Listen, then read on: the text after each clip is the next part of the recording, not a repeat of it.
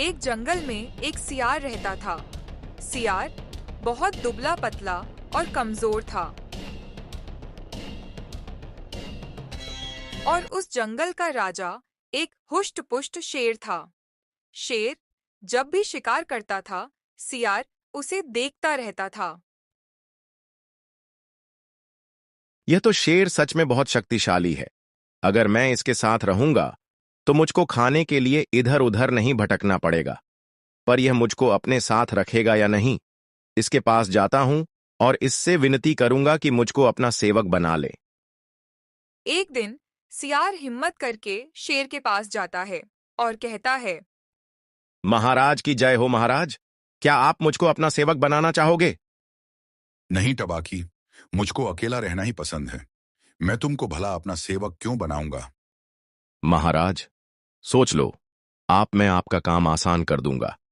आपको शिकार के लिए इधर उधर भटकना पड़ता है, जबकि सारे जानवर आपको को देखकर ही छिप जाते हैं। मैं जानवरों में घुल मिल कर रहूंगा और जो भी जानवर अकेला होगा मैं उसकी सूचना आपको दे दूंगा। अब तो महाराज, आप मुझको अपना सेवक अवश्य बनाना चाहोगे। शेर ने मन में सोचा, टबाकी कह तो ठीक ही रहा है। जानवर मुझे देखकर छिप जाते हैं, मैं इसको अपने साथ रख ही लेता हूं। बचा कुचा खाना खाएगा और मेरी चापलूसी करेगा। ठीक है, टबाकी तुम मेरे साथ रह सकते हो। सियार अब शेर के साथ रहने लगा और शेर का बचा हुआ शिकार खा खाकर मोटा हो गया। शेर के साथ रहने के कारण जंगल के जानवर सियार को भी मान सम्मान देने लगे। टबाकी भाई नमस्कार। कैसे हो और राजा जी कैसे हैं मेरा? उनको नमस्कार कहना। अच्छा टबाकी जी, अब मैं चलता हूं। इसको कहते हैं सही बुद्धि को सही जगह पर इस्तेमाल करना। अब जितना रुतबा इस जंगल में शेर का है, उतना ही रुतबा मेरा भी है। अब तो मुझसे सभी जानवर डरते हैं और पहले ही नमस्कार भी करते हैं। सियार को लगने लगा कि शेर के साथ रहकर उसने शिकार की सारी कलाएं सीख ली हैं।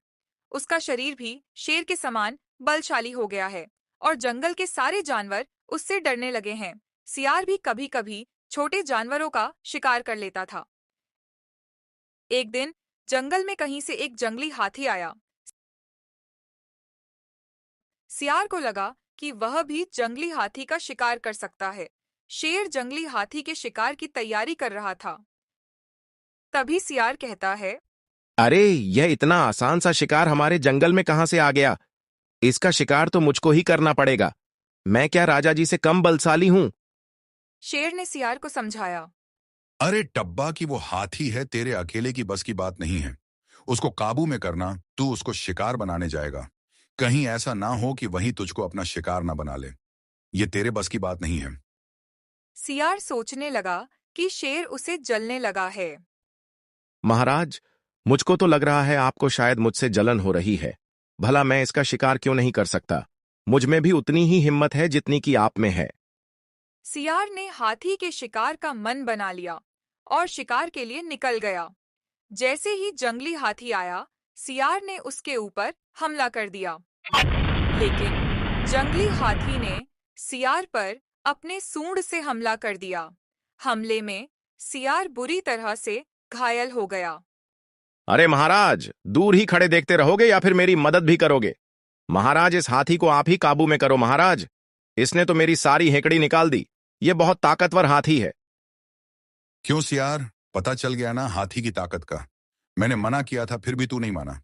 चल कोई नहीं, अभी मैं आता हूं।